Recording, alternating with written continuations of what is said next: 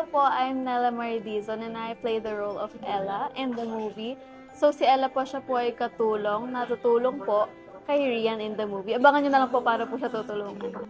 It's not new to work with Direct Joel for me naman, but as I always say, it's always a very scary experience kasi nakakatakot masigawan kay kay Direct Joel.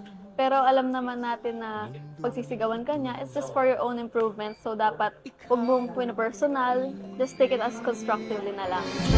Huwag mo kong iwan, hindi ko makakaya kung wala ka. Ako ang nanay ni Rian Ramos, asawa ko si Jim. Isa akong mabait na nanay pero malakas ang loob. Basta pag nasa set na ay ini-imbibe ko yung pagiging nanay ko at saka ina-adapt ko yung environment. Tapos wala man akong problema sa mga ka-eksena kong asawa ko at anak ko kasi kilala ko na sila.